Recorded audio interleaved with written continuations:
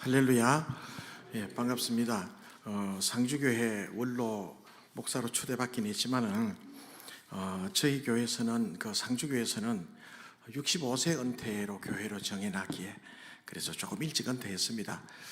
그러니 아이고 저렇게 아직까지 좀 젊어 보이는데 하는 생각도 가지겠습니다만은 그래서 은퇴를 하고 이제 율곡동에 이사를 왔어요.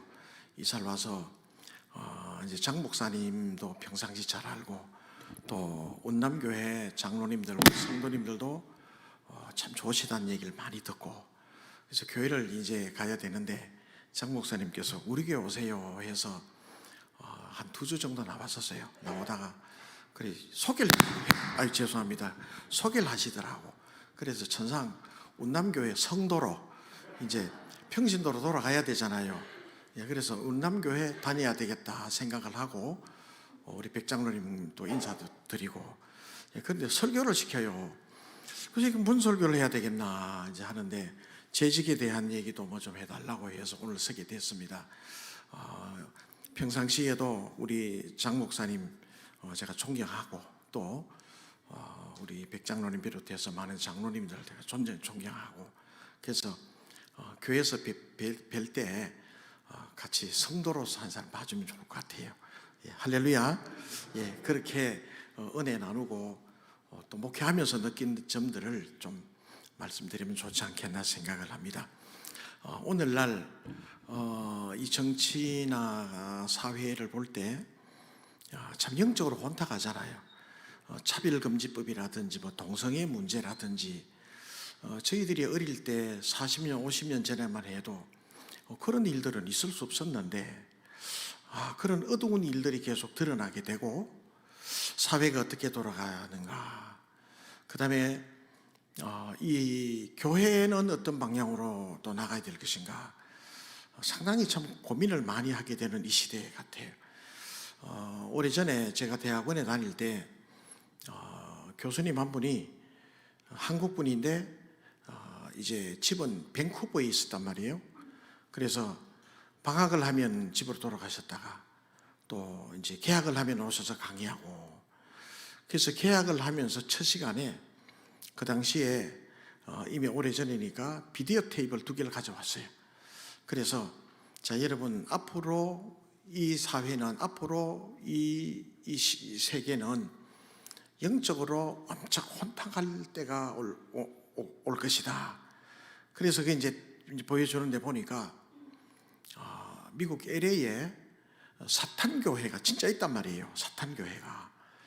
이 사탄교회를 이렇게 가서 보고 취재하고 인터뷰하고 그래서 한 내용들을 쭉 이렇게 이제 그 비디오 테이프를 담았어요. 그래서 이것이 그 당시에 북미, 미국과 캐나다 전역에 특집 방송으로 아주 황금 시간대에 몇 차례에 걸쳐서 계속 방영되던 것을 이렇게 녹화해 왔어요. 그래 보니까 이제 십자가 위에 혹이 하나 더 달렸어요. 이제 이 사탄교회의 그 마크가 그게 이제 높이 달려져 있는데 그거 이외에는 모두 교회처럼 보이는데 사탄교회. 그래서 이제 문을 열고 이제 들어가니까 2사람이 이제 기다리고 있는데 사탄교회 지도자, 그 다음에 그의 딸, 2사람이 있어요. 그래서 이제 이런저런 얘기를 하면서 당신들은 어떻게 해서 사탄을 섬기게 됐냐? 그랬더니 얼굴 표정 하나도 변하지 않고 세상 이 세계에는 많은 종교들이 있고 불교, 샤머니즘, 토속 종교 그 중에 우리가 사탄을 섬기는 게 뭐가 이상하냐? 하등이 이상할 것이 없다. 뭐 이렇게 계속 얘기를. 그래서 이제 이 방송국에서 이제 계속 취재해 들어가면서 무슨 얘기를 하는가 하면 사탄교회에 나가서 피해봤던 사람들, 이런 사람들의 피해 사례를 계속 들춰요. 그래서 신혼부부, 젊은 신혼부부인데 울면서 얘기를 해요. 그래서 약 한 1년 반쯤 전에 이제 자기들도 사탄교회 이제 그 신도란 말이죠. 이제 지도자가 불러서 너희들은 이제 결혼을 했으니 언제 어떻게 잠자리를 해라. 그러면 잉태를 하게 되고 아이를 낳게 될 것이다. 그러면 그 아이를 대축제 날에 바쳐라. 그래서 이제 아이를 낳았는데 사내 아이를, 남자아이를 낳았어요. 그 아이를 바쳤는데 그 아이를 죽여서 피를 빡 뽑고 그 다음에 예리한 면도칼로 아이를 껍질을 벗겨가지고 포를 만들어가지고 나무에 걸쳐놓고 추리를 만들었단 말이에요. 이게 살은 살대로 다 잘라가지고 이제 그들이 의식을 행하는 거예요. 성만찬이 아니라 악만찬. 그래서 이 젊은 이 부부는 슬픔에 겨워서 못 이기는 거예요. 어떻게 됐든 간에 살아가는 아이를 잃게 됐다고 하는 이 충격에 폭로해요, 폭로. 하여튼 뭐 이런 얘기들이 막 쫙 나와요. 고등학교 학생 하나는 옆에 경찰관이 있어요. 경찰관이 인터뷰를 합니다. 이 아이는 내 아들인데, 아들이지만은 내 손으로, 경찰관인 내 손으로 이 아들을 체포할 수밖에 없다. 그래서 왜 무슨 죄를 지었느냐? 이 아이는 사탄교의 연로가 되어 자기의 생모를 살해했다. 참 눈물겨운 일들이 막. 자, 그러면 이제 이 사탄교에 대한 그런 범죄 사실이라든지 이런 사실들을 그러면 취재하거나 수사하거나 하면 되지 않냐? 그게 안 된다. 이 비밀스러운 장소에서 요즘도 여러분 그 지문으로 하면 문이 열리고 카드로 문이 열리고 하잖아요. 이미 그 당시는 이미 그게 발달이 돼 버렸어. 그래서 카드 하나로 들어갈 수가 있고 나갈 수가 있는데 일반 사람들은 들어가거나 나가거나 할 수가 없어. 비밀스러운 일들이 폭로자들이어서 폭로. 그러면서 이제 한 두세 시간 쫙 보면서 그런 얘기를.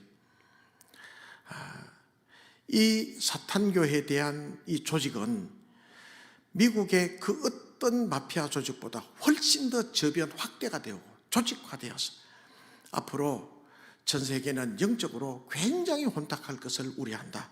자, 그러면서 여러 가지 많은 일들이 일어나. 오늘날 보면 차별금지법이라든지 동성애 문제라든지 이게 무관하지 않다고 생각을 해요. 여러분 오늘 우리 운남교회 성도님들 또 특별히 재직 헌신 예배를 드리면서 시대가 이렇게 혼탁해 가는데 그동안 우리는 코로나19로 인해서 많이 위축이 됐어요. 정치적으로, 사회적으로. 제가 있던 상주교회도 그게 확산이 됐다고 MBC 방송국에 막 나타났어요. 그래서 사람들이 교회를 욕해요. 교회발. 엄청 어려운 시대를 지났어요, 우리는. 그러면서 많은 성도들이 떨어졌어요. 또 지금도 교회에 대한 시각이 좋지를 못해요. 여러분, 이런 것들이 단순하게 사회적 현상으로 보기보다는 영적 현상으로 봐야 되지 않겠나. 오늘 우리가 2023년 이제 신년백두에 재직 헌신 예배를 드리면서 뭘 헌신할 것인가? 뭘 헌신해요? 지금 세대는 이렇게 돌아가고 앞으로 더 험난한 이 믿음 지키기가 힘든 이 시대가 더 도래할지도 모르는데 우리가 주님 앞에 어떻게 설 것이며 이런 시대에 우리가 주님 앞에 어떻게 믿음 생활을 해야 할 것인가는 우리가 스스로 물어봐야 될 것 같아요. 헌신이라고 그러죠. 헌신. 출애굽기 32장에 보면 모세가 하나님 앞에 십계명 두 돌판을 받으러 올라갔잖아요. 밑에는 뭐 했죠? 밑에 백성들은 모세가 오지 않자, 나타나지 않자 밑에 백성들은 뭐 했죠? 아론을 시켜가지고 그래서 금, 은, 놋, 구리 이런 것을 달라고 해서 뭘 만들었죠? 금송아지 만들었죠. 비슷한 현상이 일어나는 것 같아요. 하나님께서 몹시도 화를 내서 내가 이 백성들을 썰어버리리라. 모세야, 내가 너로 하여금 네 씨로 하여금 내가 다시 내가 이 민족을 이룰 것이다. 모세는 하나님 앞에 하나님 그러면 안 되잖아요. 하나님의 이름의 영광을 가리는 일들이 어찌 일어날 수 있나요? 그러면 안 되잖아요. 그래서 하나님 앞에 기도하고 내려왔더니 역시 엄나라도 숭배하고 있었어요. 그때 모세는 십계명의 두 돌판을 깨뜨리고 큰 소리로 고함을 질러 하나님과 내 편에 설 자들은 오늘 내게로 오라. 그랬더니 그때 모세 앞으로 나온 지파가 있었잖아요. 어떤 지파죠? 레위 지파. 여러분, 레위 지파 그냥 레위 지파가 아니에요. 헌신할 때 헌신할 줄 알았어요. 하나님 앞에 서야 될 때 그 때를 알고 그 자리에 섰단 말이에요. 레위 지파가 나왔어요. 너희들은 손에 잡히는 대로 무기를 들고 이쪽에서 저쪽까지 저쪽에서 이쪽까지 닥치려도 죽이라고 그랬어요. 그 말씀에 출애굽기 32장에 보면 그때 죽은 자가 3,000명이 됐는데 출애굽기 32장 29절에 보면 비로소 그때 딱 한마디 헌신이라는 말이 성경에 처음 나와요. 이 일이 하나님 앞에 헌신이 되었더라. 이렇게 헌신 예배를 드릴 때 헌신이 성경에 어디에 나오는가 알아야 되잖아요. 출애굽기 32장 29절에 나와요. 이 일이 하나님 앞에 헌신이 되었더라. 여러분, 지금 이 시대가 얼마나 혼탁해요. 정말 가만히 보면 어디에 동성애를 양성화시키고 이게 이런 일이 어디 있어요. 여러분, 이게 그냥 되는 일이 아니라 영적인 일이라고 생각을 해야 돼요. 우리 재직들은 여러분 이런 이 시대를 바라보면서 2023년 시작하면서 우리는 확정해야 돼요. 무엇을? 믿음을. 하나님과 우리와의 관계성 속에서 믿음을 확정해 나가야 돼.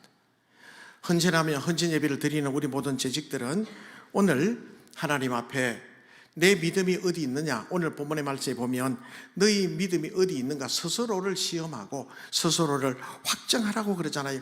예수 그리스도께서 너희 속에 거하시는 줄 계시는 줄 알지 못하느냐. 만일 그렇지 않다면 버리운 자라고 말씀을 해요. 여러분, 우리 마음속에 우리 심령 속에 예수 그리스도께서 살아계심을 믿죠? 할렐루야. 그렇다면 우리는 하나님의 사람이에요. 확정해 나가요. 재직들이 확정해 나가요. 우리는 까짓 이렇게 살다가 몇십 년 후에 천국 가면 되지 뭐. 그러면 그 다음 세대는 어떻게 할 것인가? 그 다음 세대는 어떻게 할 것인가? 우리 아이들 세대, 손자, 손녀 세대는 어떻게 할 것인가? 우리가 먼저 재직들이 확정해 나가고 믿음으로서 나갈 때 여러분, 하나님의 은혜가 우리 가운데 있고 우리로 인해서 새로운 영적 바람이 불어나 하나님의 기쁨이 될 줄로 믿습니다. 자, 그렇다면 오늘 너희 자신을 확정하라고 말씀을 했는데 뭘 확정하는가? 믿음이라고 말씀을 드렸어요. 믿음을 확정해야 되는데 믿음엔 두 가지 종류가 있잖아요. 첫째 믿음은 구원의 믿음이잖아요. 그렇죠? 예수 믿어 구원받는 구원의 믿음. 여러분, 예수 믿잖아요. 예수 믿으시죠? 구원 받으셨죠? 성령 받으셨죠? 거듭났죠? 똑같은 말. 말만 바꾸는. 다 내가 예수님 믿는 거는 하나님의 은혜. 하나님이 나를 부르셔서 내 마음속에 성령의 역사로 회개케 하셨고 예수 믿는 거, 구원받은 거, 성령 받은 거, 거듭난 거 똑같은 얘기. 이 믿음의 확정이 있어야 돼. 여러분, 우리는 항상 구원의 믿음 확정하며 살아가요. 오늘 주님이 우리의 영혼을 찾는다 해도 우리 걱정하지 않아. 그렇죠? 연세 높은 어르신들, 그렇죠? 왜? 예수 믿어 구원받았으니까. 이미 이 땅에 구원받았으니까. 이미 already. 그러나 아직 아니, 천국 갈 때까지는 미완의 상태지만은 내 마음속에 구원의 확신은 있어요. 우리는 그 믿음을 가지고 살아가요. 이 어두운 세대, 이런 세대 속에서 우리는 그런 믿음 가지고 살아가요.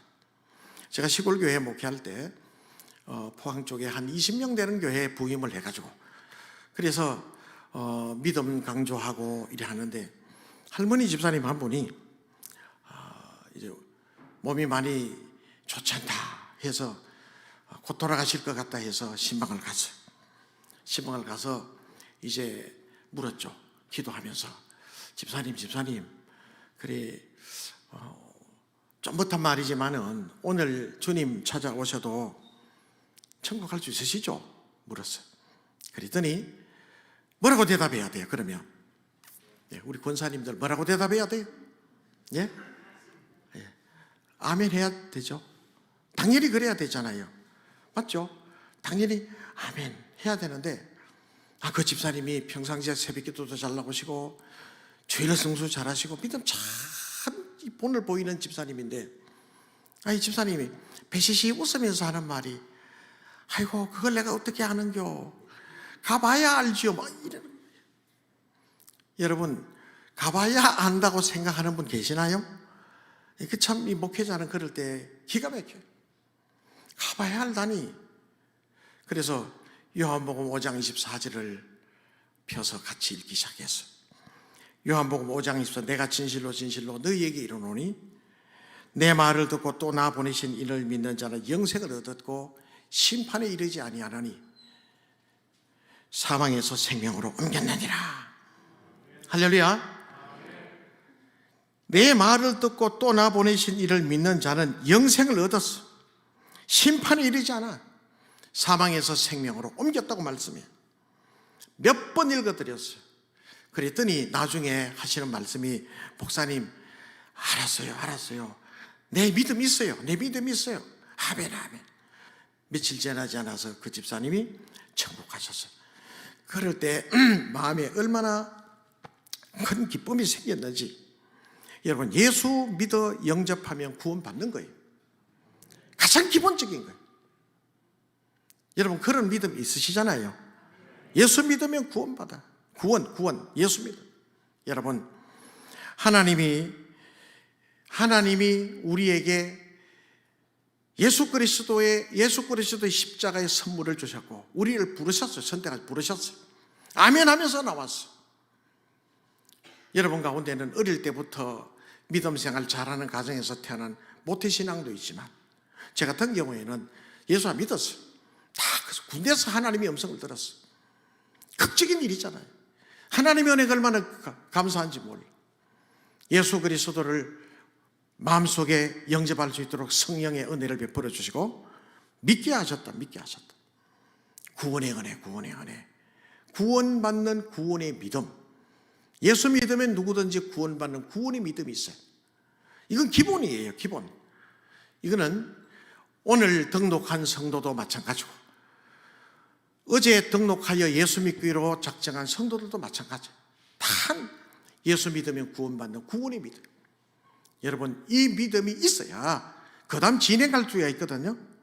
구원의 믿음. 우리 운남교회 성도님들, 운남교회 재직들은 예수 믿어 구원받는 믿음이 가득한 줄로 믿습니다. 그 다음에 이제 두 번째, 그러면 구원받는 믿음이 확정을 했다면 그다음 두 번째 있어요. 두 번째는 생활에서의 믿음이 필요하단 말이에요. 구원의 믿음과 생활의 믿음은 달라요. 예수는 믿고 있고 또 구원받으면 됐지, 내 구원받아서 됐지, 이게 아니란 말이에요. 예수 믿어 구원받는다고 하는 사실은 포도원에 주인이 새벽에 나온 자나 점심때 나온 자나 지역때 나온 자나 몇 데나리온을 약속했죠? 한 데나리온을 약속했죠. 이건 구원의 믿음이라. 마태복음 22장에 나오잖아요. 구원의 믿음은 누구든지 예수 믿으면 구원받는다고 약속의 믿음이에요. 그런데 생활의 믿음에 들어가면 믿음이 굳센 사람이 있고 믿음이 약한 사람이 있더라는 거라. 이 믿음은, 이 생활에 대한 믿음은 교회 오래 나오고 늦게 나오고 차별이 그게 문제가 아니에요. 직분의 차이도 문제가 아니라 한존직이라고 해서 믿음 좋으냐? 아니, 그렇지 않더라고. 서리 집사님들 중에서도 엄청 믿음 좋은 분들이 있더라고. 가만히 보면 이거 생활의 믿음, 생활의 믿음. 이 믿음은 다 달라요. 생활의 믿음이 굳센 사람은 범사의 모든 것을 믿음으로 연결을 시켜요. 시련이 옵니다. 시험이 옵니다. 힘든 일이 옵니다. 스트레스가 옵니다. 그러나 생활의 믿음이 있는 사람은 믿음으로 연결을 시키려고 뭐든지 애를 써나가요. 시련이 안 오고 시험이 안 오는 게 아니라 똑같은 시련과 시험이 와도 그것을 믿음으로 성화시키려고 노력을 해요. 그런데 이 믿음이, 이 생활의 믿음이 옅은 사람들은 자꾸 어떤 일들이 일어나는가 하면 무슨 일이 있으면 감정이 앞서. 이게 믿음으로 자꾸 이렇게 해나가기가 쉽지 않아요. 교회 오래 다녔다고 해서 반드시 그런 거냐? 아니, 그렇지 않더라고. 가만히 보면 생활의 믿음이 강한 사람은 관계없어요. 믿음을 해야지, 하나님을 찾아야지. 근데 생활의 믿음이 어떤 사람은 감정을 졸지할 수 없어요. 믿음이 있지만 그때 잊어버리는 것 같아요. 그런데 생활의 믿음이 강한 사람은 말씀 위에 내 감정을 버리고 말씀 위에 세우려고 노력을 해요. 그러면 모든 삶이 은혜 가운데 하나님 도우신 가운데 살아갈 수가 있더라. 성경에 가만히 보면 생활의 믿음이 좋은 사람들이 있어요. 누구를 꼽을 수가 있는가 하면 다윗을 꼽을 수가 있겠더라. 다윗은 믿음이 참 좋은 사람이에요. 성경에 보면 다윗이 이제 아버지의 심부름을 따라 블레셋과 이스라엘 나라가 이제 전쟁을 하는데 형님들이 다른 아들들이 전쟁에 나갔으니 너는 형님들의 안부를 좀 보고 와라 하고 보냈어. 가서 보니까 블레셋과 이스라엘의 전쟁이 일어났는데 이건 참 정말 중요한 전쟁이에요. 이스라엘 이 나라가 블레셋에 지면 더더욱 힘든 일들이 일어나요. 계속해서 블레셋 나라의 지배를 받았는데 계속해서 식민 지배를 받게 돼요. 블레셋 역시 마찬가지예요. 아주 중요한 이 전쟁에 엘라 골짜기에 한쪽에는 블레셋, 한쪽에는 이스라엘. 근데 이 블레셋 사람의 큰 장수가 나타났죠. 그 장수 이름이 누구였죠? 골리앗. 골리앗을 이렇게 찾아보니까 3m 70이더라고. 3m 70. 저도 키가 큰데 3m 70이라면 얼마나 크겠어요. 그래서 골리앗이 아침 저녁으로 나타나서 막 협박을 하고 공갈을 하고 모욕을 하고 특히 하나님을 모욕한다. 이 다윗이 견딜 수가 없어서 사울을 찾아가서 왜 저걸 그냥 놔둡니까?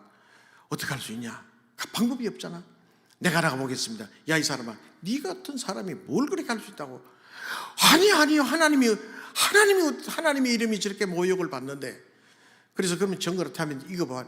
철모를 이렇게 투구를 썼는데 투구가 들들들하고 옷을 갑옷을 입었는데 옷이 헐렁헐렁하고. 그래서 가지고 간 게 뭘 가져갔죠? 물맷돌 5개.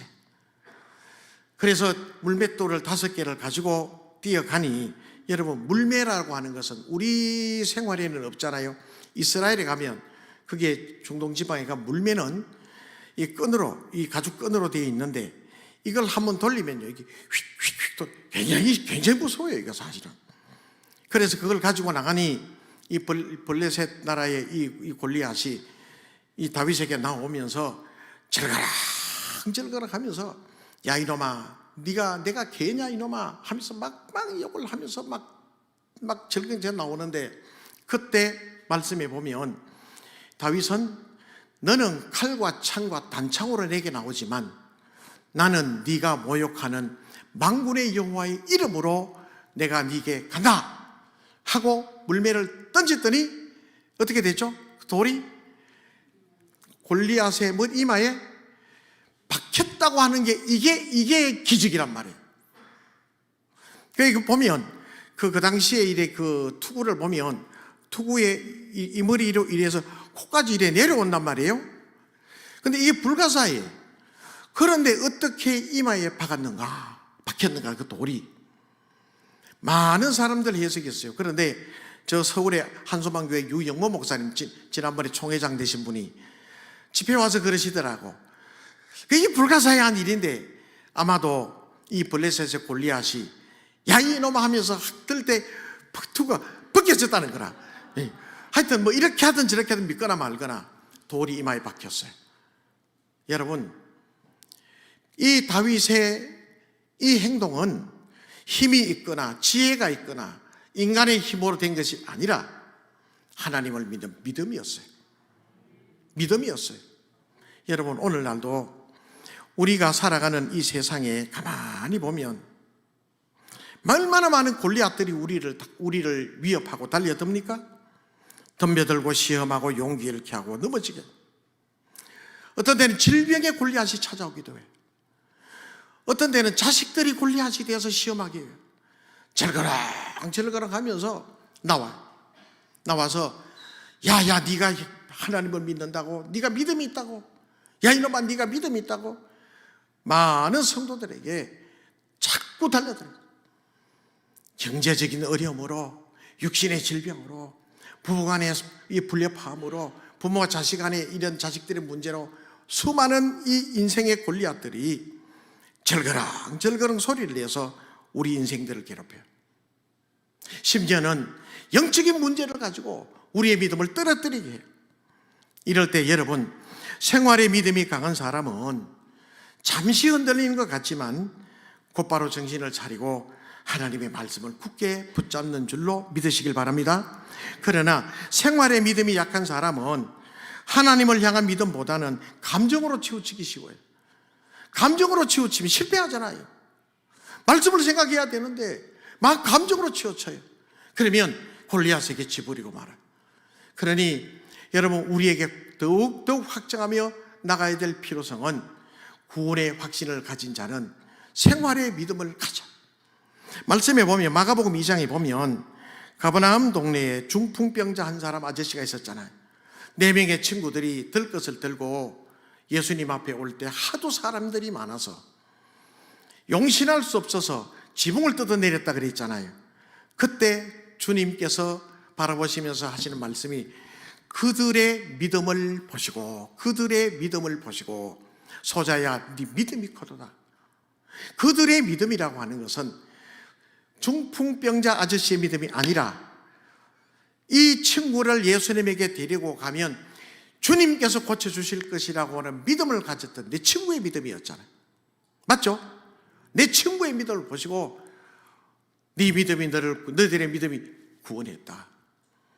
가버나움 동네에 또 한 사건이 있어요. 로마 주둔군 백부장 하인 하나가 중풍병으로 몹시 괴로워할 때 주님을 찾아갔어. 선생님, 제 하인이, 제 밑에 부하가 중풍으로 너무 고생하는데 고쳐주실 수 있겠습니까? 이방인 로마 사람이란 말이에요. 기이 여기면서 가자. 그러면 내가 가보지. 아니, 오실 필요 없습니다. 저도 부하가 있고 상관이 있어서 명령만 하면 되는데 말씀 하나 줘서. 그때 성경에 그렇게 기록해. 이 사람의 이 말을, 백부장의 말을 기이 여기며 내가 이스라엘 중에서도 이만한 믿음을 보지 못했다. 할렐루야. 얼마나 큰 믿음인지 몰라요.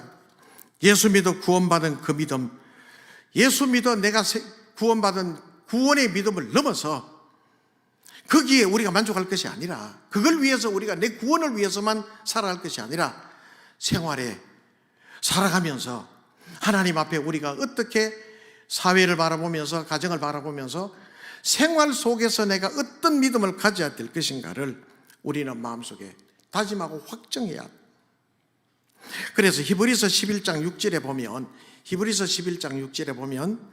믿음이 없이는 하나님을 기쁘시게 할 수 없나니 하나님께 나아가는 자는 반드시 그가 계신 것과, 자막에 있는데 한번 읽어볼까요? 한번 읽어보겠습니다. 시작.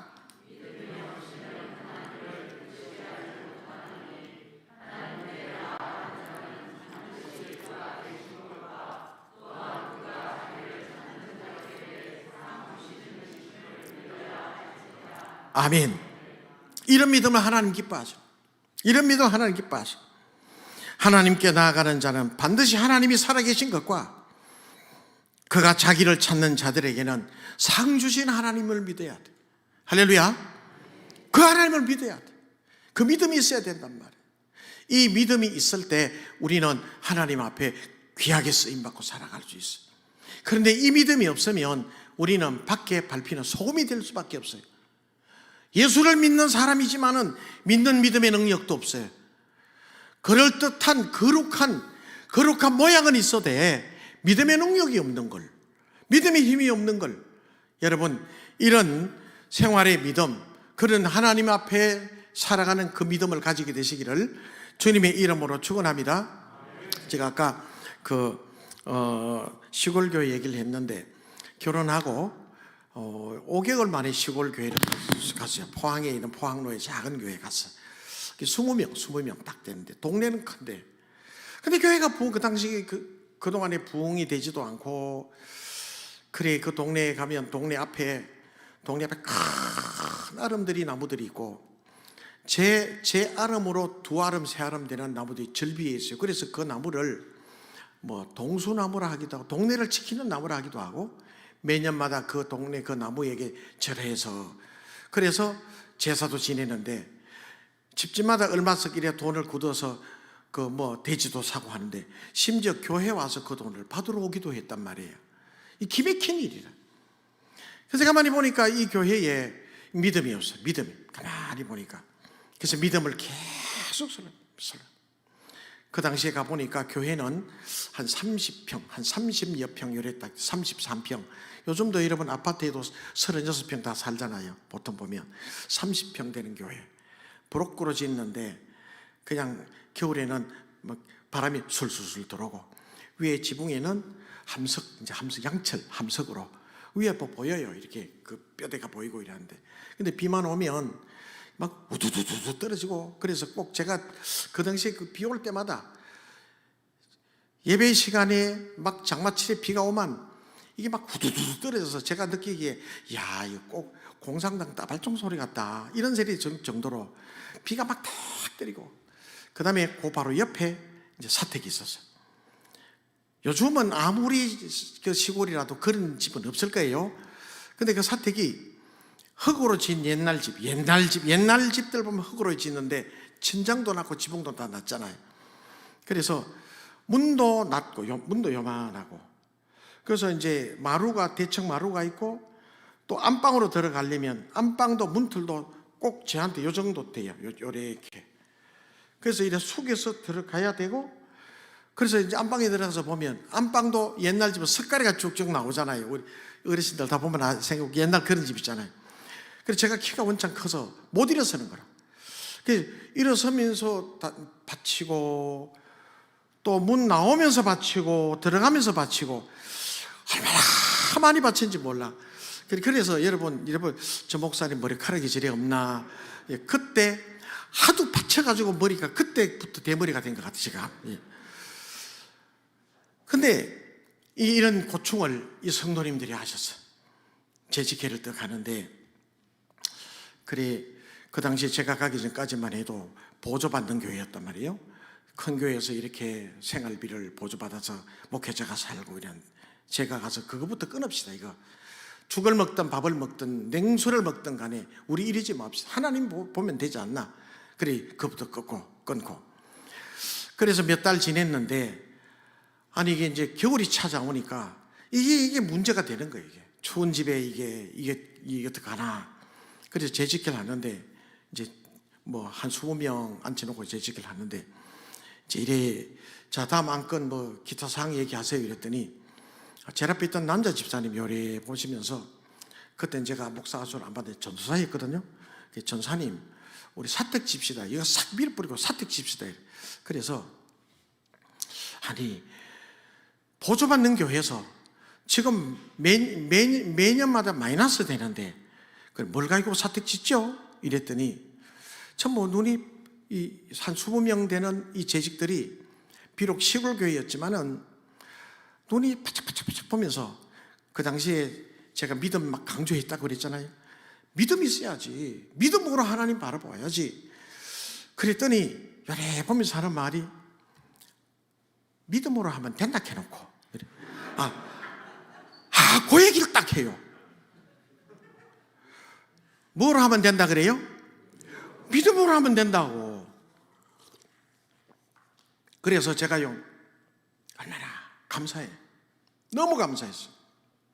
목사는 성도님들 한 20명 되는 이 성도님들이 전부 짝가정들, 남편 교회도 안 나오고, 교회에서 존재도 없는, 이 동네에서 존재도 없는 이 교회, 성도들이 조롱받는 이 교회, 믿음으로 하면 된다 해놓고, 담임 전도사는 성도들의 가정 형편과 남편과의 관계, 가족들의 관계를 생각해서 안 됩니다, 하지 마십시오, 이렇게 얘기를 해야 되잖아요. 그죠? 맞죠? 여러분은 어떻게 생각하시는지 모르겠네. 그래야 되죠. 단임 전도사가 돼가지고 집시다 이러면 문제가 엄청 클 거예요. 아마 안 됩니다. 뭐 가지고 지금 지으려고 그러냐. 그러는 게 맞고, 성도님들은 믿음에 대해서 계속 교육을 받았으니 뭐 가지고 하면 된다고? 그렇지. 당연하지. 됐어요. 그래서 집을 지었는데요, 사택을 지었는데 그 당시에 시골에 22평으로 지었는데 서라버 집으로 그 동네에서 제일 좋은 집이 됐어. 그러니 얼마나 감사하고, 다 지어놓고도 돈이 모자리질 않았어요. 어떤 분들은 금반지를 빼고, 어떤 분은 목걸이를 빼고, 어떤 분은 작정하고 밖에 나가 있는 자녀들 또 11조를 일러 보내게 하기도 하고, 모자랄 것 같았는데, 물론 우리가 직영을 했죠. 우리 알아서 지었죠. 성도님들 동원해서 막 짓기도 하고 막 하긴 했는데, 어쨌든 간에 좋은 사택이 돼요. 자, 이렇게 믿음으로 하고 나니 변화가 일어나요. 동네에서 가장 좋은 집이 그 집이 됐어요. 사택이. 그러니까 하나님께서 믿음으로 하나님 앞에 살려고 몸부림치며 애쓰는 성도들을 보시고, 하나님 보시고 성도님들 가정에 재물의 복을 주시더라고. 농사가 잘 되기. 저는 신학 들어가서 지금까지 40년 이 상주교회 와서, 이제 상주교회 와서 20년이지, 그 상주교회 오기 전까지는 대구 제1교회라고 여러분 아시는지 모르겠어요.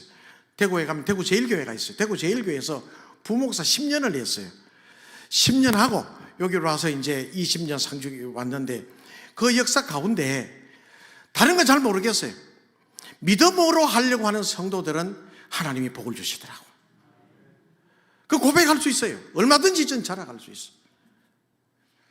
하나님께서 그렇게 해주셨더니 성도님들 가정에 재물의 복을 주시고 자녀들이 잘 되게 해주시더라고요. 그러니까 재물의 복을 주시니 11조도 내잖아요. 짝가정이 합심가정이 돼요. 그래서 성도님들 한 20명 되는 교회에서 30명으로 불어나고, 거기서 7년 있었거든요. 7년 있다가 대구 제1교회로 부목사로 왔는데, 30명이 40명, 50명, 60명, 70명, 80명, 90명, 100명까지 모이더라고. 제가 체험한 거예요. 이게 믿음으로 한다는 게, 여러분 하나님 살아계심을 믿는다는 게 얼마나 귀한지. 합심가정이 되고 성도들이 잘 되고 헌금을 많이 내니 우리 선교합시다.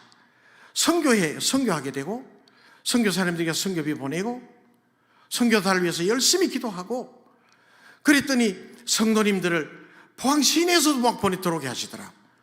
연일읍인데, 연일읍 시골인데 연일읍에서도 막 들어오게 하시고.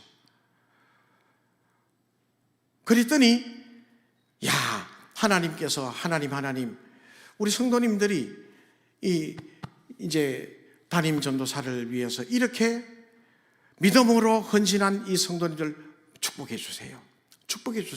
기도 나올 수밖에 없잖아. 축복 기도를 많이 했더니 하나님이 또 이게 선순환을 이루어 주시더라. 하나님께서 성도님들의 가정에 복을 주시기 시작하다. 그러니까 성도님들이 너무 많이 오니까 이거 교회가 좁아요. 33평 되는 교회가 좁잖아. 교회도 새로 지었어. 교회도. 이런 여러 가지 많은 일들을 경험하고 체험하고 역동적인 일들을 저에게 모두 모여서 기도하고, 새벽 기도 모일 때 저도 그 신비주의는 아닙니다만은 저도 방언하긴 합니다만은 방언주의자 아니에요. 그런데 새벽 예배 마치고 통성기도 막 시켜놓고 있으면 성도님들이 누구 시키지도 않았어요. 방언하고 그런 게 싫어해요. 그런데 이쪽에서 롤롤롤 터지고 저것도 롤롤 터지고 막 이러더라고. 그래, 그 자랑하지 말고 혼자 기도하라고. 근데 은혜가 있으니까 그러더라고. 가만히 보니까 믿음으로 한다는 이 사실, 짝가정이 합심가정이 되고 교회가 부흥이 되니 하나님께서 교회 강단을 통해서 복을 주시니, 목회자를 편안하게 하고 목회자를 편안하게 섬기니 강단을 통해서 성도님들의 가정에 이렇게 물이 위에서 흘러가듯 성도님들의 가정으로 축복의 물들이 흘러가게 하시더라. 할렐루야. 믿음의 역사. 모르겠습니다. 목회자들에게 저는 뭐 아직까지 그건 잘 모르겠는데 어떤 분들은 그러더라고. 목회자한테 잘못하면 벌 받는데 그런 건 잘 모르겠어요 아직까지. 그런데 그건 제가 확실하게 경험한 건 믿음으로 하나님 앞에 잘 대접받았더니 너무너무 기쁘고 감사하니 축복기도 하니까 하나님께서 믿음으로 살아가는 여러 가지 모든 모습을 보시고 삶 속에서, 생활 속에서 은혜 베풀어 주시더라. 할렐루야. 여러분, 우리는 구원의 믿음을 확정을 해야 하고, 그 다음에 두 번째는 생활 속에서 감정을 버리고 말씀에 서니, 찬송가 있잖아요. 감정을 버리고 말씀에 서니 있잖아요.